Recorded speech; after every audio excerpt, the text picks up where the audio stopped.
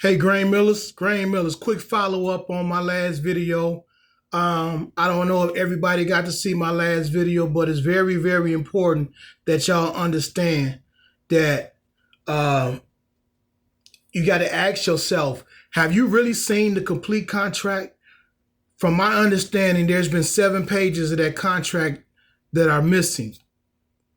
And ask yourself, can you really believe what your leadership, union leadership is telling you about those missing 7 pages, that it don't concern you? And here's the point. Even if it is about another plant, you need to see the comparisons. You need to see what was negotiated in comparisons, and what is the difference. You need to see if the difference measures up, if it's fair. And never mind that they keep saying that plant is going to close. It ain't closed yet. So as long as it's open, you need to see those comparisons. And another point, if that contract was negotiated as one contract, those 7 pages are vital, because you cannot consciously and knowingly ratify an incomplete contract. You can't do it.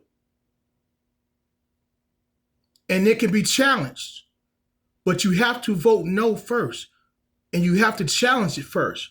Because if you vote to ratify that incomplete contract, the courts are going to come back and say, well, y'all voted for that. And ask yourself this: why would you vote for a 3-year contract and then have to come back in 3 years and go back and forth with these people in 3 years instead of locking in a 5-year contract, which is the norm? Why would you do that? You know why they want you to rush through that vote? It's because they're trying to get their bag and get out the way and go retire. Because they don't care what happened to y'all after the 3 years when they're eligible for retirement. They don't care. They're going to get their bag and slide out the door, and y'all going to be stuck. So why approve a 3-year contract when you can wait till September and get locked in for 5 years? Don't listen to all them fear tactics, because that's just what they are, fear tactics. And transitional employees, they trying to play y'all like y'all dumb, like y'all slow or something. Don't go for that. Vote no. And like I said before, F they feelings. Stand on business. Because if you vote on that contract right now, your job is going to last 3 more years instead of 5 years. So if you lock in a 5-year contract, you know you got terms guaranteed for 5 years instead of 3 years. So tell them to make that 3 years, that short contract, make sense in the long run for job security. It don't make sense when it comes to job security. So don't let them sell you into voting yourself out of a job because they want to check a bag right now and get out the way. And that whole E-board negotiated that contract in favorable terms for them. So they get the 3%, they get the $3, and then they get an extra $3.50. From my understanding, correct me if I'm wrong. Correct me if I'm wrong, though. If I'm wrong, check me about it. But that plant has been operating the way it has been operating for the longest time. So now all of a sudden they want to get up in there and switch it out and hurry up and top heavy their compensation packages, because they know they about to get out the way. Because once they negotiate all that money, there's no more money to negotiate. So you negotiate all this in the national contract. So what happens when the local contract come up? What happens then? You got to see beyond what they putting in front of your face, because they putting an incomplete picture in your face. You got the question, you got the challenge.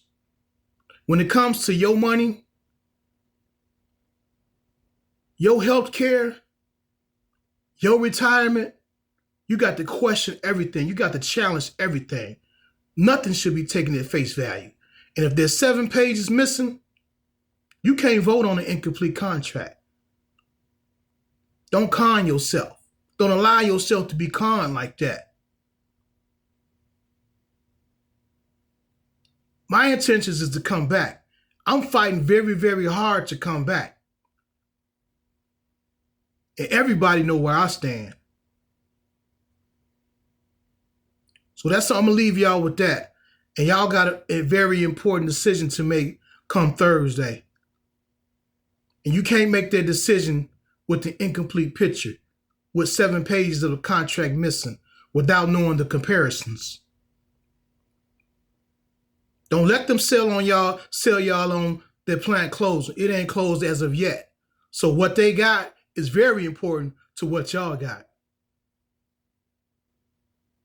So stand on that and vote no. Get that 5-year contract locked in. F that 3-year contract. And just because they say if y'all don't sign it, y'all they striking, let them strike. Y'all go to work. Go to work. Don't let them dictate your pace and your money because they can't get way more money than you.